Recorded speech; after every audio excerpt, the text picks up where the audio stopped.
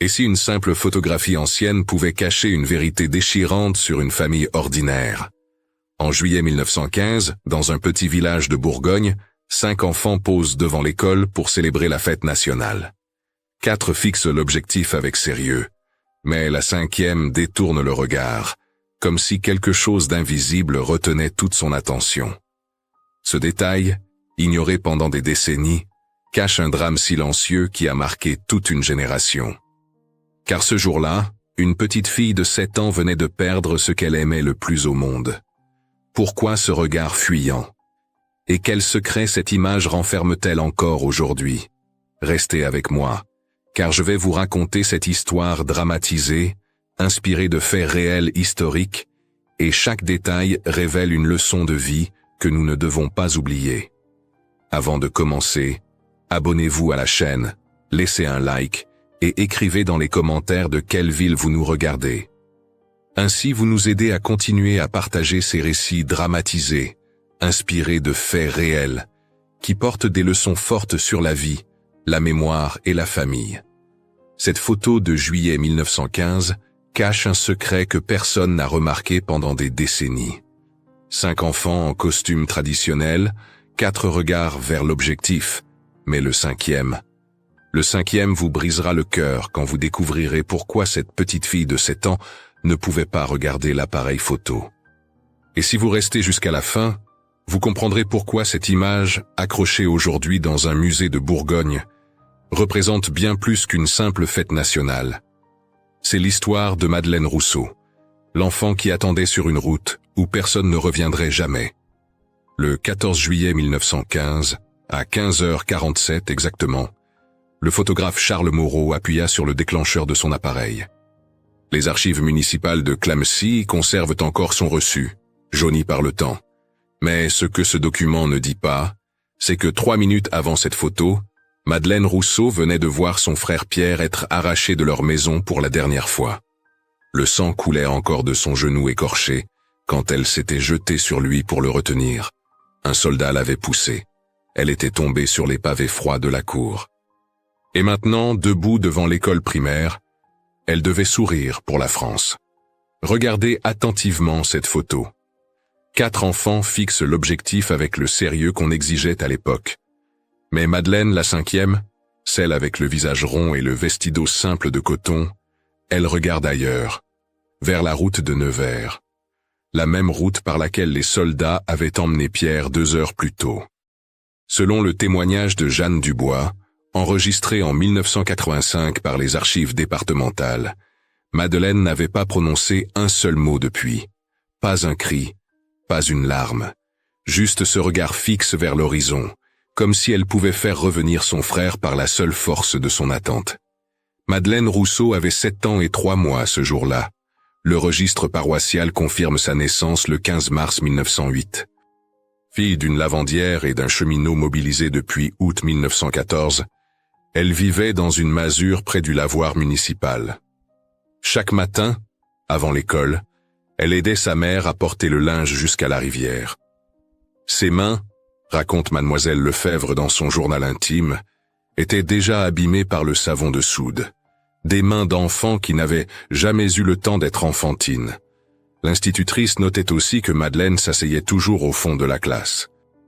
Non par timidité, mais parce que les autres élèves se plaignaient de l'odeur de lessive qui imprégnait ses vêtements. Mais ce matin du 14 juillet, quelque chose d'extraordinaire s'était produit. Mademoiselle Lefebvre avait insisté pour que Madeleine participe au défilé patriotique. Une voisine, couturière de son état, avait ajusté gratuitement une vieille robe pour l'occasion. Une camarade de classe, fille du notaire, lui avait même donné des rubans bleus pour ses cheveux. Pour la première fois de sa vie, Madeleine devait être comme les autres enfants, une petite Française célébrant la liberté de la nation.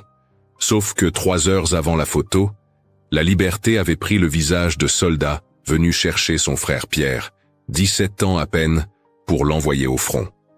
Ce que personne ne savait, c'est que dans la poche de sa robe de fête, Madeleine serrait un morceau de pain noir, le dernier que Pierre avait laissé sur la table avant d'être emmené. Il était encore tiède quand les soldats avaient frappé à la porte. Pierre buvait son ersatz de café, ce mélange d'orge grillée qui remplaçait le vrai café depuis le début de la guerre. Il avait dit quelque chose à propos du temps, qu'il ferait beau pour la fête. Puis les coups sur la porte. Sa mère qui tombe à genoux. Pierre qui se lève, pose sa main sur la tête de Madeleine. « Petit rat », il avait murmuré, son surnom pour elle depuis toujours. « Prends soin de maman ». Les minutes qui suivirent restent floues dans les témoignages.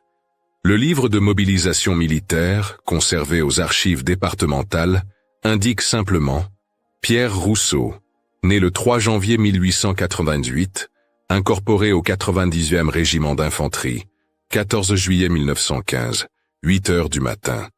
Mais ce document administratif ne mentionne pas Madeleine accrochée à la jambe de son frère, ni sa mère qui suppliait qu'on lui laisse au moins finir son petit déjeuner, ni le sergent qui avait fini par arracher physiquement l'enfant des bras de Pierre, la projetant contre le mur de pierre de la cuisine.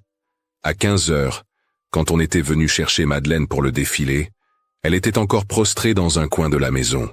Sa mère, les yeux rougis par les larmes, l'avait habillée en silence, les rubans dans les cheveux, la robe ajustée, les souliers empruntés qui lui faisaient mal aux pieds.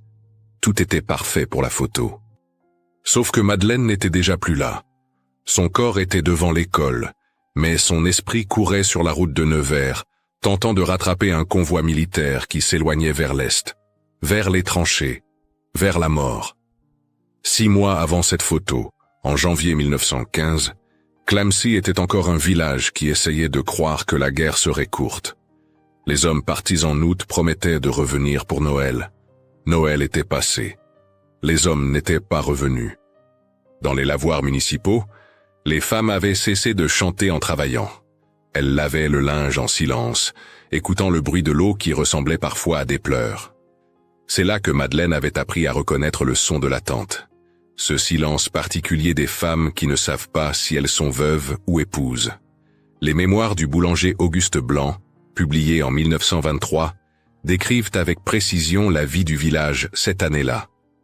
Il raconte comment il laissait volontairement des pains rassis près du lavoir, sachant que les familles les plus pauvres viendraient les chercher à la nuit tombée. La famille Rousseau était de celle-là. Depuis que le père avait été mobilisé, leur situation s'était dégradée jour après jour. La cadernette de rationnement de la famille, aujourd'hui conservée au musée, montre des semaines entières où il ne recevait que 200 grammes de pain noir par personne et par jour. Pour une enfant en croissance et un adolescent de 17 ans, c'était la faim permanente. Pierre et Madeleine se disputaient souvent pour la nourriture. Le journal de Mademoiselle Lefebvre mentionne un incident particulièrement douloureux. Un matin de février, Pierre avait poussé sa sœur si violemment qu'elle était tombée, cassant sa seule poupée, un petit chiffon cousu par sa mère. Madeleine n'avait pas pleuré. Elle avait ramassé les morceaux et les avait cachés sous son matelas. Mais le soir même, quand 3 garçons plus grands s'en étaient pris à elle dans la cour de l'école, Pierre était apparu. Il s'était battu contre les 3 à la fois, rentrant à la maison avec l'œil gauche fermé et la lèvre fendue. « Petit rat », avait-il dit en ébouriffant ses cheveux. « Personne ne touche à ma sœur. » Cette relation complexe entre le frère et la sœur était typique des familles pauvres de l'époque. L'amour mélangé à la survie, la tendresse cachée sous la rudesse. Dans son témoignage de 1985, Jeanne Dubois se souvient que Madeleine parlait constamment de son frère. Comment il lui avait appris à lire avec de vieux journaux récupérés. Comment il dessinait pour elle des cartes imaginaires de pays où il n'y avait pas de guerre. Comment il volait parfois des pommes dans le verger du château pour qu'elle ait quelque chose de sucré à manger. Ces petits gestes qui construisaient un monde dans lequel l'amour persistait malgré la faim. Mais l'hiver 1915 avait été particulièrement cruel. Le père n'envoyait plus d'argent depuis novembre. Les lettres s'étaient espacées, puis avaient cessé. La mère de Madeleine, Marie Rousseau, travaillait jusqu'à 16 heures par jour au lavoir, ses mains plongées dans l'eau glacée, lavant le linge des familles bourgeoises pour quelques sous. Madeleine l'accompagnait après l'école, portant les paniers trop lourds pour ses bras maigres. Les autres lavandières, dans un élan de solidarité féminine documenté dans plusieurs témoignages d'époque, se relayaient pour surveiller l'enfant quand sa mère tombait malade d'épuisement. C'est dans ce contexte que l'école était devenue pour Madeleine un refuge paradoxal. D'un côté, elle y subissait les moqueries des enfants riches. L'anniversaire de la fille du pharmacien, en mars 1915, était resté gravé dans sa mémoire. Toute la classe avait été invitée, sauf elle. « Trop sale », avait dit la mère de la birthday girl en regardant les mains de Madeleine. De l'autre côté, il y avait mademoiselle Lefebvre, cette institutrice célibataire de 32 ans qui glissait discrètement des pommes dans le cartable de Madeleine, qui la laissait rester après la classe pour lire les livres de la bibliothèque, qui lui avait offert un cahier neuf pour qu'elle puisse écrire ses mots préférés. Ce cahier, Madeleine le gardait comme un trésor. Elle y copiait les mots qu'elle trouvait beaux. Espérance, lumière, demain. Des mots qui contrastaient avec la réalité de ses journées. Elle avait aussi commencé à y dessiner une carte. Un chemin qui partait de Clamecy et serpentait à travers la France. C'était, écrivait-elle dans une marge, la route que Pierre prendrait pour rentrer. Elle avait marqué chaque village, chaque croisement. Comme si en dessinant ce chemin, elle pouvait guider son frère jusqu'à la maison. Le printemps 1915 avait apporté une lueur d'espoir. Les nouvelles du front parlèrent de victoire. Les journaux, que Madeleine déchiffrait laborieusement, promettaient une offensive décisive. Pierre avait même envoyé une lettre en mai. Une seule page, censurée par endroits, mais où on pouvait lire qu'il allait bien, qu'il pensait à son petit rat, qu'il rentrerait bientôt. Cette lettre, Marie Rousseau la gardait pliée dans son corsage, contre son cœur. Elle la sortait parfois, la relisait à voix haute pour Madeleine. « Bientôt », répétait-elle, « ton frère reviendra bientôt. » Puis était arrivé ce matin du 14 juillet. La fête nationale, le défilé des enfants. Madeleine avait d'abord refusé d'y participer. Elle n'avait pas de belle robe, pas de souliers corrects, mais mademoiselle Lefebvre avait insisté. C'était important, disait-elle, que tous les enfants de France célèbrent ensemble, que les pauvres comme les riches montrent leur patriotisme. Une voisine couturière avait passé la nuit à ajuster une vieille robe. Une camarade riche avait donné des rubans. Pour une fois, Madeleine serait comme les autres. Pour une fois, elle ne serait pas la fille de la lavandière. Elle serait une petite Française, fière et digne, célébrant la République. C'était du moins ce qu'ils croyaient tous, avant que les soldats ne viennent chercher Pierre, avant que le monde de Madeleine ne s'effondre définitivement. Le 14 juillet 1915 avait commencé comme un matin d'été ordinaire à Clamecy. Le coq du voisin avait chanté à 5 heures. Marie Rousseau s'était levée pour allumer le poêle avec les dernières brindilles ramassées la veille. Madeleine dormait encore, recroquevillée sur la paillasse qu'elle partageait avec sa mère, depuis que Pierre occupait l'autre coin de l'unique pièce qui leur servait de maison. Dans son sommeil, elle serrait contre elle les morceaux de sa poupée cassée, comme si elle pouvait les recoller par la seule force de son amour. Pierre était déjà réveillé. Assis à la table bancale, il buvait lentement son ersatz de café, ce mélange d'orge grillée qui laissait un goût amer dans la bouche. Il avait 17 ans et 4 mois ce matin-là, l'âge où les garçons de sa génération apprenaient que leur vie ne leur appartenait plus. La veille, il avait entendu dire au lavoir que l'armée cherchait de nouvelles recrues. Les classes 1898 allaient être appelées. Il le savait. Sa mère le savait. Seule Madeleine, dans son innocence d'enfant, croyait encore que la guerre épargnerait leur famille déjà si éprouvée. Il avait posé sur la table un morceau de pain noir, son allocation du matin. Ses mains, note le journal de mademoiselle Lefebvre qu'il avait vu la veille, tremblaient légèrement. Pas de peur, précisait l'institutrice, mais de cette tension particulière de ceux qui savent que leur destin va basculer. Il avait regardé sa mère préparer la maigre soupe, regardé sa sœur dormir. Puis il avait fait quelque chose d'inhabituel. Il avait sorti de sa poche un petit objet enveloppé dans du papier journal. C'était un sifflet en bois qu'il avait sculpté pendant des semaines. Pour Madeleine. Pour son anniversaire qui n'arriverait que dans 8 mois. Comme s'il savait déjà qu'il ne serait pas là pour le lui offrir. À 7h53, les coups sur la porte. 3 coups secs, autoritaires. Le genre de coups qui n'annoncent jamais de bonnes nouvelles. Marie Rousseau avait lâché la louche qu'elle tenait. La soupe s'était répandue sur le sol de terre battue. Pierre s'était levé lentement, avait posé sa tasse. Madeleine s'était réveillée en sursaut. Le sergent Dubois, accompagné de 2 soldats, se tenait dans l'encadrement de la porte, l'ordre de mobilisation à la main. Pierre Rousseau, classe 1898. Incorporation immédiate au 90e régiment d'infanterie. Départ dans 10 minutes. 10 minutes. C'est le temps qu'on leur donnait pour dire adieu. Marie Rousseau était tombée à genoux, agrippant la veste du sergent, suppliant. « Juste aujourd'hui, répétait-elle. C'est la fête nationale. Laissez-le participer à la fête. Il partira demain. » Le sergent, un homme d'une 40aine d'années qui avait lui-même des enfants, avait détourné le regard. « Les ordres sont les ordres, madame. Le train part dans 1 heure. » Pierre avait posé sa main sur l'épaule de sa mère. « C'est bien, maman. Je vais servir la France. » Mais sa voix se brisait sur le dernier mot. C'est alors que Madeleine avait bondi. Comme un petit animal sauvage, elle s'était jetée sur son frère, enroulant ses bras maigres autour de sa jambe. « Non !» criait-elle. « Non, non, non !» C'étaient les premiers mots qu'elle prononçait depuis le réveil. Pierre avait tenté de la détacher doucement. « Petit rat !» murmurait-il. « Sois courageuse, prends soin de maman. » Mais Madeleine s'accrochait plus fort.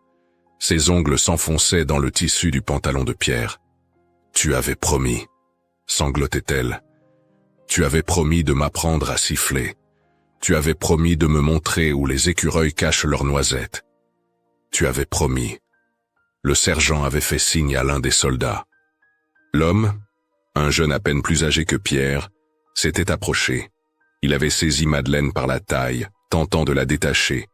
Elle s'était débattue avec une force surprenante pour son âge, griffant, mordant, hurlant. Dans la lutte, le soldat l'avait poussé plus fort qu'il ne le voulait. Madeleine avait volé en arrière, heurtant le mur de pierre. Le choc avait été violent. Son genou avait raclé contre une pierre saillante, ouvrant une plaie profonde. Le sang avait immédiatement imbibé le bas de sa chemise de nuit. Pierre avait voulu se précipiter vers elle, mais les soldats le retenaient déjà. Madeleine était restée au sol, sonnée, regardant le sang couler sur sa jambe. Mais ce n'était pas la douleur physique qui la paralysait. C'était la réalisation soudaine que son frère allait vraiment partir, qu'elle ne pouvait rien faire pour le retenir.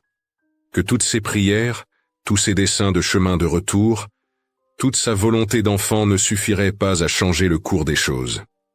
Marie Rousseau s'était précipitée vers sa fille, déchirant un morceau de son propre tablier pour bander la plaie.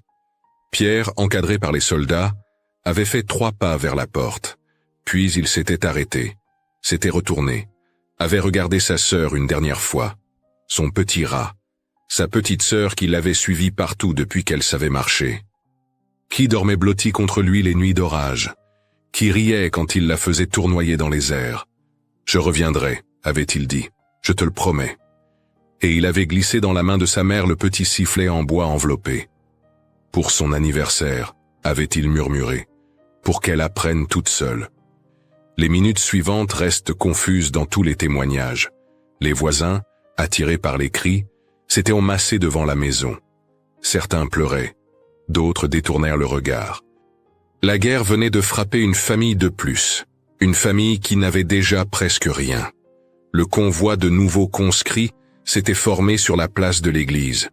12 garçons du village, certains excités, d'autres terrifiés. Pierre marchait au milieu d'eux, le dos droit, mais plusieurs témoins ont noté qu'il se retournait constamment vers sa maison. Madeleine, le genou grossièrement bandé, s'était traînée jusqu'à la fenêtre. Elle avait regardé le convoi s'éloigner sur la route de Nevers. Cette route qu'elle connaissait par cœur pour l'avoir parcourue 100 fois avec sa mère pour aller au marché. Cette route qui, désormais, représenterait l'absence, l'attente, l'espoir ténu d'un retour. Elle était restée là, immobile, jusqu'à ce que même la poussière soulevée par les chariots ne soit plus visible. Puis elle s'était tue. Complètement. Pas un mot, pas un son. Comme si sa voix était partie avec Pierre sur cette route poussiéreuse de juillet. À midi, quand mademoiselle Lefebvre était venue la chercher pour le défilé, elle l'avait trouvée toujours à la fenêtre. Marie Rousseau avait expliqué la situation en pleurant. L'institutrice avait d'abord voulu annuler la participation de Madeleine. Mais en voyant la petite, en voyant ce regard vide fixé sur l'horizon, elle avait eu une intuition. Peut-être que la fête, les autres enfants, la musique, pourraient la ramener au présent, la sortir de cette torpeur dangereuse. Elle avait donc insisté. Madeleine irait au défilé. Elle porterait sa belle robe. Elle serait photographiée avec les autres enfants. Ce serait, espérait l'institutrice, un moment de normalité dans ce jour de déchirement. Mais voilà, on peut habiller une enfant en deuil avec les plus beaux atours.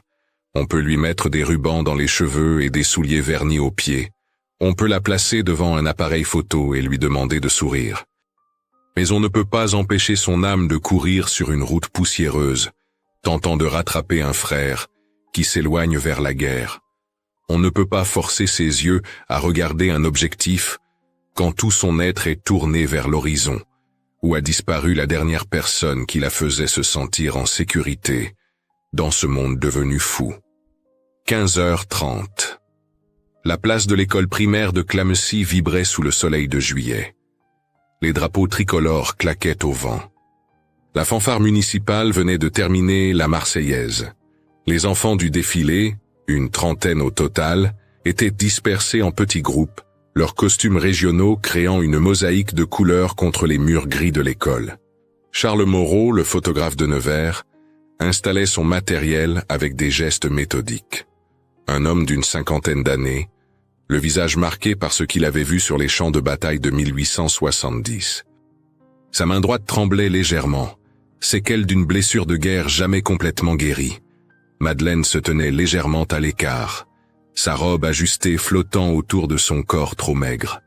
Le pansement improvisé sur son genou commençait à se teinter de rouge. La douleur lancinante remontait dans sa jambe, mais elle ne la sentait pas vraiment. Tout son être était concentré sur la route visible entre deux bâtiments. Cette route par laquelle Pierre avait disparu 7 heures plus tôt. 7 heures qui lui semblaient cette année. Dans sa poche, ses doigts serraient le morceau de pain qu'il avait laissé sur la table. Le pain était devenu dur, s'effritait sous ses doigts, mais elle ne pouvait pas le lâcher. C'était son talisman. Sa dernière connexion physique avec son frère. Mademoiselle Lefebvre s'approcha doucement. « Madeleine, ma petite », murmura-t-elle en ajustant les rubans dans ses cheveux. « C'est l'heure de la photographie. Tu vas te mettre là, avec Jeanne, Marie, Louis et Paul. Vous allez représenter les enfants de France. » L'institutrice avait choisi spécifiquement ses 5 enfants. 2 fils de commerçants, une fille de notaire, la fille du pharmacien, et Madeleine. Un échantillon de la société française, unie dans l'épreuve. Du moins, c'était l'image qu'on voulait donner. La réalité était que les 4 autres enfants s'étaient légèrement écartés de Madeleine, comme si la pauvreté était contagieuse. Charles Moreau observait la scène à travers son viseur. 40 ans de métier lui avaient appris à lire les histoires cachées dans les visages. Il voyait la raideur forcée des enfants bourgeois, leur inconfort à côté de la petite pauvre. Mais surtout, il voyait Madeleine. Cet enfant dont le regard n'était pas là. Il reconnaissait cette expression. Il l'avait vue sur le visage de sa propre fille, 20 ans plus tôt, quand il était parti pour la guerre. Ce regard qui scrute l'horizon, qui refuse d'accepter l'absence. Ce regard qui dit « Je t'attends même quand l'attente est sans espoir ». 15h45. Les enfants étaient en position. 4 regards fixés sur l'objectif, obéissants, disciplinés. Et Madeleine, la tête légèrement tournée vers la droite, les yeux perdus dans le vide. Mademoiselle Lefebvre tenta une dernière fois. « Madeleine, regarde l'appareil photo, s'il te plaît. » Mais l'enfant ne réagit pas. C'était comme si elle n'entendait plus rien. Comme si le monde autour d'elle avait cessé d'exister. Il n'y avait plus que cette route, cette attente, cette certitude irrationnelle que si elle regardait assez fort, assez longtemps, elle verrait Pierre revenir en courant, riant de cette mauvaise plaisanterie. C'est alors que quelque chose d'extraordinaire se produisit. Au moment exact où Charles Moreau s'apprêtait à appuyer sur le déclencheur, un mouvement attira l'attention de Madeleine sur la route. Un groupe d'hommes apparut au loin. Des silhouettes en uniforme, marchant lentement. Son cœur bondit. Pierre, Était-ce possible? L'armée avait-elle changé d'avis? Renvoyait-on les trop jeunes recrues? Elle fit un pas en avant, puis un autre. Sa main droite lâcha le morceau de pain qui tomba dans la poussière. Ses yeux se plissèrent pour mieux voir. De l'autre côté de la place, Marie Rousseau venait de recevoir une enveloppe. Un soldat de liaison la lui avait remise en murmurant quelques mots d'encouragement. Les mains tremblantes, elle avait déchiré le papier. C'était une lettre de Pierre, écrite à la hâte pendant l'arrêt à la gare de Nevers. « Maman, je vais bien. Dis à Petit Rat que je pense à elle, que je reviendrai, que je tiendrai ma promesse. Embrassez-vous fort pour moi. Votre fils qui vous aime. » Marie leva les yeux, cherchant Madeleine du regard. Elle la vit, là-bas, devant l'école, fixant la route.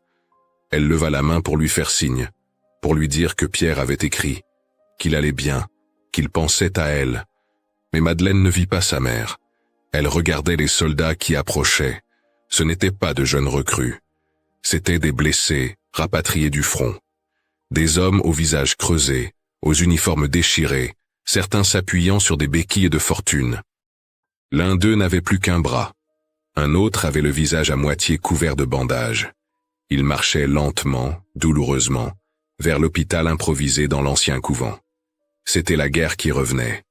Pas Pierre. Jamais Pierre. Du moins, pas comme elle l'espérait. Charles Moreau, témoin de toute la scène, prit une décision. Il ne demanda pas à Madeleine de regarder l'objectif. Il ne tenta pas de corriger sa position. Au contraire, il ajusta son cadrage pour capturer exactement ce moment. Cet enfant qui regardait ailleurs, qui refusait de jouer le jeu de la propagande patriotique, qui, dans sa détresse muette, disait la vérité de la guerre mieux que tous les discours officiels.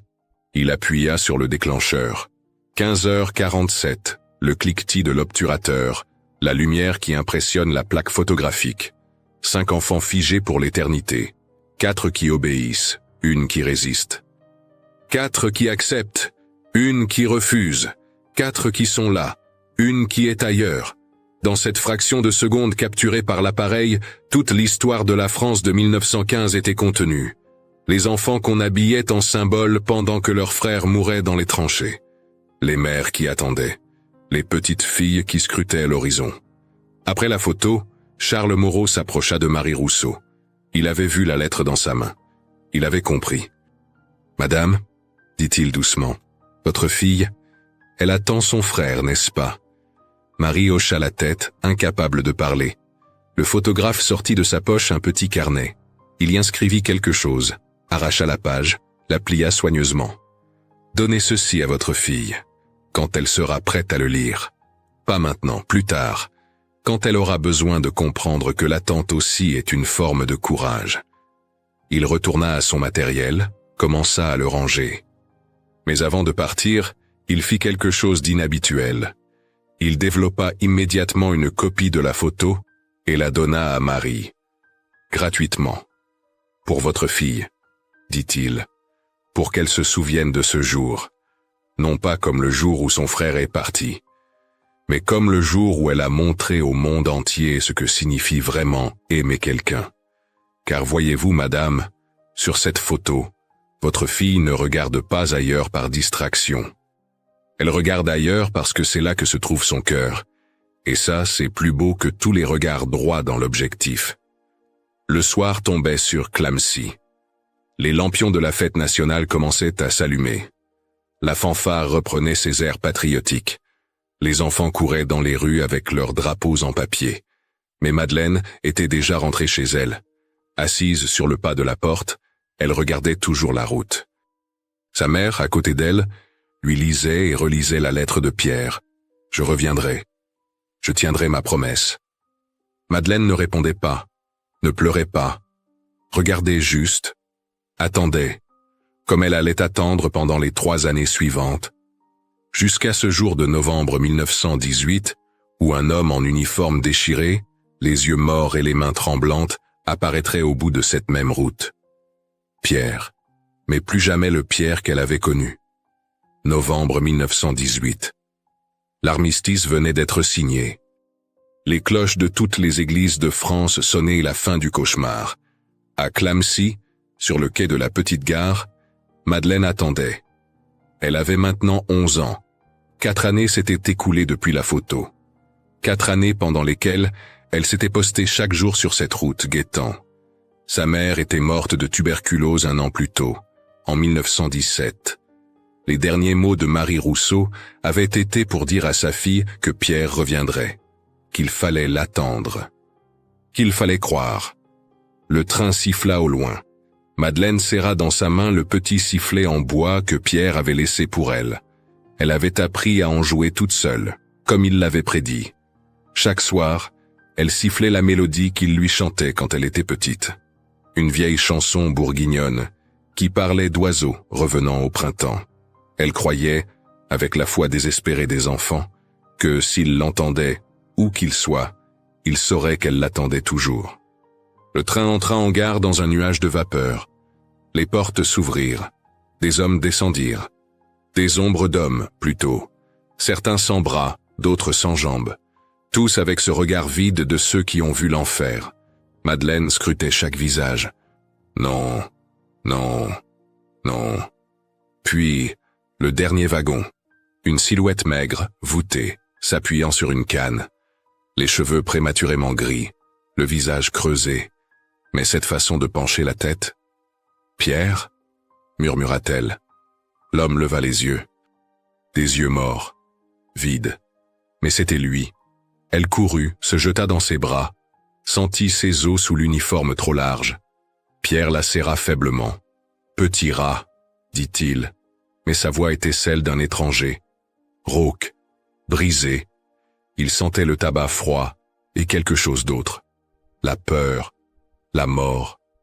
Des odeurs qui s'étaient incrustées dans sa peau et ne partiraient jamais. Madeleine recula, le regarda vraiment. Ce n'était plus son frère. C'était un fantôme portant le visage de son frère. Les premiers jours furent terribles. Pierre ne dormait pas. Il hurlait la nuit, appelant des noms d'hommes morts. Il sursautait au moindre bruit. Une porte qui claque le faisait se jeter au sol, les mains sur la tête. Il ne mangeait presque pas, disait que la nourriture avait le goût de la boue des tranchées. Mais le pire, c'était ses yeux. Le gaz moutarde les avait brûlés. Il voyait encore, mais de moins en moins chaque jour. Les médecins avaient dit qu'il serait aveugle avant ses 25 ans. Madeleine ne quitta plus son frère. Elle devint ses yeux, le guidant dans les rues de Clamecy, lui décrivant les couleurs du ciel, lui lisant le journal. Mais surtout, elle lui rappelait qui il avait été avant. Elle sortit les dessins qu'il avait faits pour elle, les cartes imaginaires des pays sans guerre. Elle lui raconta comment elle avait appris à siffler toute seule avec le petit sifflet en bois. Comment elle avait attendu chaque jour sur la route. Comment elle n'avait jamais douté qu'il reviendrait. Lentement, très lentement. Pierre commença à émerger.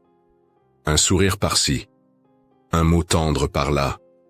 Un jour, il demanda à toucher le visage de Madeleine. « Tu as grandi, petit rat, dit-il. Tu es devenue belle. » Elle pleurait en silence pendant qu'il traçait ses traits de ses doigts tremblants. « Je suis désolé, » murmura-t-il. « Désolé de ne pas être revenu entier. Désolé de ne plus être le grand frère fort qui te protégeait. » Mais Madeleine prit ses mains dans les siennes. « Tu es revenu, dit-elle. C'est tout ce qui compte. Tu es revenu. » En 1920, ils quittèrent Clamecy pour Paris. L'association des gueules cassées avait trouvé du travail pour Pierre dans une manufacture de brosses. Un travail que les aveugles pouvaient faire. Madeleine, à 12 ans, mentit sur son âge et trouva du travail dans une blanchisserie. Le soir, elle rentrait épuisée mais prenait toujours le temps de s'asseoir avec Pierre, de lui raconter sa journée, de lui décrire les gens qu'elle avait vus. Elle était devenue sa fenêtre sur le monde. C'est à cette époque qu'elle retrouva la photo, celle du 14 juillet 1915. Elle l'avait gardée, enveloppée dans le papier que le photographe avait donné à sa mère. En la regardant, elle se revoyait, petite fille perdue fixant l'horizon, et elle réalisait le chemin parcouru. Cet enfant qui attendait était devenue une jeune femme qui agissait, qui transformait son attente en soin, son amour en force. Elle déplia aussi le petit mot que Charles Moreau avait écrit. « À la petite qui attend », disait le message. « Celui qui revient voit avec le cœur. N'oubliez jamais que l'attente est aussi une forme d'amour. » Les années passèrent. Madeleine devint institutrice, réalisant le rêve que mademoiselle Lefebvre avait eu pour elle. Elle épousa un homme bon, un autre vétéran qui comprenait le silence de Pierre. Elle eut des enfants. Mais elle n'abandonna jamais son frère. Chaque dimanche, elle l'emmenait se promener. Elle lui décrivait le monde qui changeait, les automobiles qui remplaçaient les chevaux, les robes qui raccourcissaient, la vie qui reprenait malgré tout. Pierre vécut jusqu'en 1935. Aveugle depuis 10 ans, mais entouré d'amour.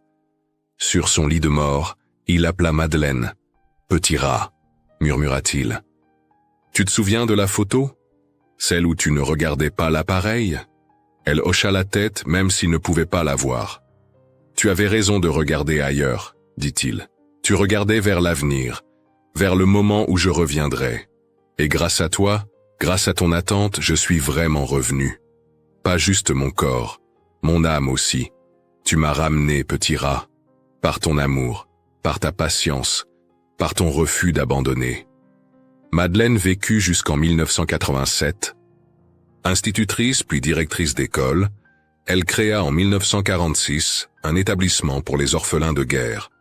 Plus de 3000 enfants passèrent entre ses mains au cours de sa carrière. À chacun, elle enseignait la même leçon. L'amour n'est pas dans les grands gestes.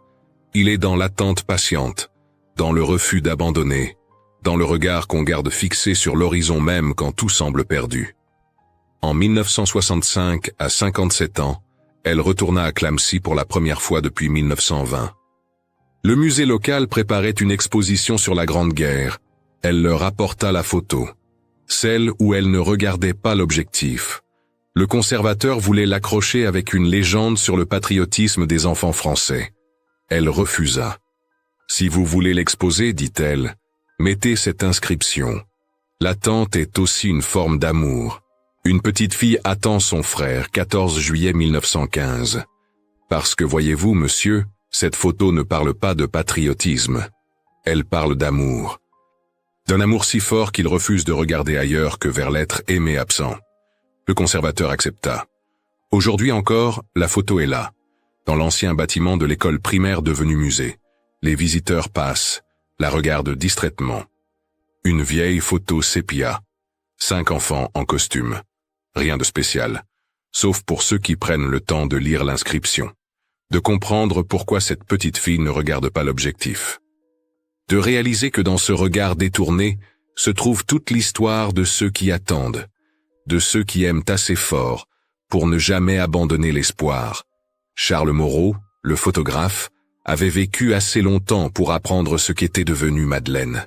Son petit-fils raconta dans une interview de 1992 que le vieil homme gardait une copie de cette photo sur son bureau.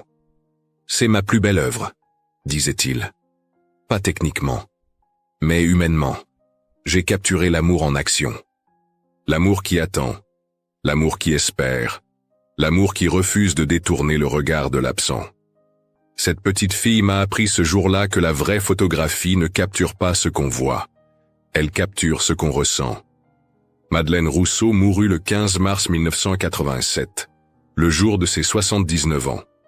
Dans ses affaires, on trouva la photo soigneusement conservée, le petit sifflet en bois que Pierre avait sculpté, et un cahier, le même qu'elle avait commencé enfant, rempli de mots qu'elle trouvait beaux. Le dernier mot qu'elle avait écrit d'une main tremblante quelques jours avant sa mort était « retrouvailles ». En dessous, elle avait ajouté « Bientôt, Pierre. Bientôt je pourrai à nouveau regarder dans ta direction. Et cette fois, tu seras là. » La leçon de Madeleine reste. Dans cette photo, dans cette histoire, l'amour véritable ne se mesure pas au moment de joie partagée. Il se mesure à la capacité d'attendre, de maintenir le regard fixé sur l'absent, de transformer la douleur de l'attente en force pour continuer. Madeleine nous enseigne que parfois, ne pas regarder dans la direction qu'on attend de nous est la plus grande forme de fidélité. Que l'amour le plus pur est celui qui persiste malgré l'absence. que l'attente, quand elle est habitée d'amour, n'est jamais vaine. Elle transforme celui qui attend. Elle prépare les retrouvailles. Elle maintient vivant ce qui pourrait mourir dans l'oubli. Cette photo de 1915 n'est donc pas seulement le témoignage d'une époque. Elle est le miroir de tous ceux qui attendent, qui espèrent, qui refusent de détourner leur cœur de ceux qu'ils aiment. Elle nous rappelle qu'au cœur de la condition humaine, il y a cette capacité extraordinaire d'aimer au-delà de la présence, d'espérer au-delà de la raison, d'attendre au-delà du possible. Et que c'est précisément cette attente, cette fidélité à l'absent, qui fait de nous des êtres capables du plus grand amour. Cette histoire est une dramatisation inspirée de faits et de contextes historiques réels. Elle nous rappelle que parfois, l'amour ne s'exprime pas par des mots, mais par la fidélité silencieuse, la patience et la force de ne jamais détourner le regard de ceux que nous aimons, même quand tout semble perdu. L'attente elle-même peut devenir une forme de courage et un héritage de mémoire. Et vous, qu'est-ce que ce récit vous inspire sur la manière dont les familles traversent la douleur et le silence? Avez-vous déjà connu un regard, un geste ou un objet qui gardait en lui toute une histoire non dite? Quels souvenirs de vos parents ou grands-parents vous reviennent quand vous pensez aux épreuves de leur génération? Si vous êtes resté jusqu'ici, écrivez le mot « fidélité » dans les commentaires. C'est notre façon de savoir que vous avez accompagné Madeleine jusqu'au bout de son attente. Dites-nous aussi de quelle ville vous nous regardez et si vous le souhaitez, partagez une histoire de vos propres ancêtres, un souvenir ancien qui pourrait même inspirer de nouveaux récits pour ce canal. Merci du fond du cœur pour ces partages, car ils font vivre la mémoire collective. N'oubliez pas de vous abonner pour ne pas manquer les prochains épisodes, de laisser un like, d'activer la cloche, de partager cette histoire avec quelqu'un qui a besoin de réfléchir à la force de l'amour, et enfin, de cliquer sur le quart final pour découvrir d'autres récits. Chaque image, chaque témoignage dramatisé que nous racontons ici, porte une leçon de vie précieuse. Et ensemble, nous faisons en sorte qu'elle ne soit jamais oubliée.